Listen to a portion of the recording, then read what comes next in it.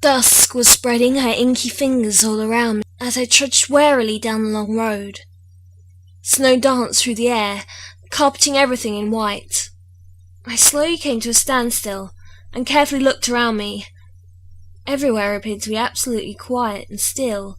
My heart was beating so fast, I could hear it. Thump thump, thump thump. She wakes to the same annoying square of sunlight that always finds her face every goddamn morning, no matter how she positions her head on the pillow at night. And she knows she doesn't move in her sleep. Men have told her so. She sleeps like something dead.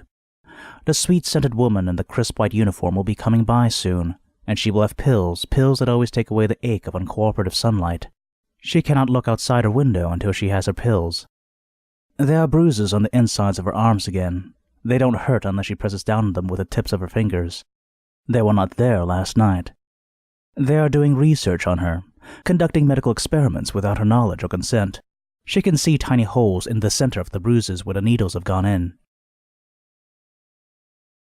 Do you believe in witches? I do. I have seen them trembling upon the gallows stand, shaking from head to foot with a rope around their necks, waiting for the breath to be taken out of them. I have mingled amongst the crowd and felt the desire, the need, the longing. They wait for the last grasp of breath. They take a breath with them, feeding off the surge of blood pumping through veins and hearts, the need for death etched upon their faces, clear and sharp. Boston was a city on a hill. It was also a bunch of communities separated by water, connected by bridges. Tall bridges, short bridges, old bridges and new bridges, artistic and plain bridges. It is hard to get anywhere in this area without crossing a bridge of some sort. Amy, why don't we take the bridge? I knew Jimmy meant the Tobin Bridge, connecting Charlestown to the North Shore, the only sizable bridge that would be on the way to his practice. You never want to take the bridge, sweetheart, I replied. Today I feel like taking the bridge, he said and shrugged. Even at 1 in the afternoon on Tuesday, at the end of June, the Tobin Bridge wasn't normally so empty. This was, after all, Boston. Rush hour normally ran from 6 a.m. to 8 p.m., but that day the city seemed empty of drivers, so maybe taking Route 1 all the way would be faster than creeping over the surface streets. Jimmy, like me, was a shapeshifter. Bigger, stronger, faster, and overall better than a normal human, and that's not even taking into account that we got to be an animal whenever we wanted to be. For him, a big cat. For me, a seal. Well, I should say those were our preferred shapes. We could take any animal form we wanted, but the preferred shape was as easy as being human. The apple is swollen, red like desire. Succulent it seems, though imperceptible. Half its juices are dripping with poison. We are drawn by a hunger and a twinge of delight at the prohibited, a dream of the untasted. Sometimes in our craving we choose the wrong side. Listen carefully, because what I am about to tell you, you probably won't believe. The closest anyone else has ever come to believing it was to justify it as an out-of-body experience, or whatever else they tell people who have been pulled back from the brink of death.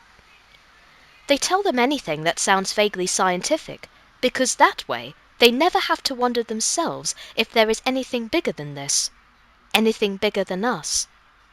Science, technology, medicine. In the end, it is just another faith-dependent explanation for things we can't understand.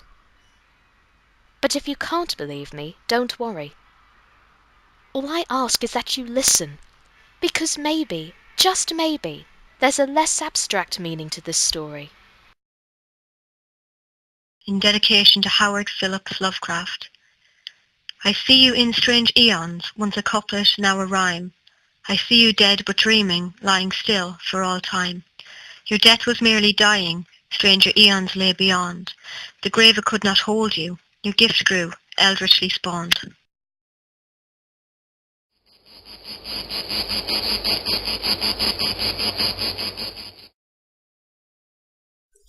A woman stood in the doorway. She was at once beautiful and terrifying. The hair that streamed around her face seemed to have a life of its own as a sudden breeze flowed past her into the cellar. There came a howling, which Paul knew was just the wind, but which sounded like 100 tortured souls in hell. The girl next to him found her voice again and screamed, a sound which threatened to burst his eardrums with its power and pitch. He turned back to her, his gaze leaving the figure in the doorway for a moment, and tried to calm her. A voice boomed towards them, impossibly fierce for the woman he had seen. "Get out of here, you snivelling wretch! Leave us! Now! Go!" Tearing from his grasp, the maid did as she was told, and dashed towards the door. The female there moved to one side to allow the escape. Stumbling, the young woman took the stairs 2 at a time, and with only the slightest hesitation at the top, she passed the frightening figure and disappeared into the now dark entrance hall. He watched her flight with a strange mixture of relief that she had escaped, and regret that he was now alone with the strange woman.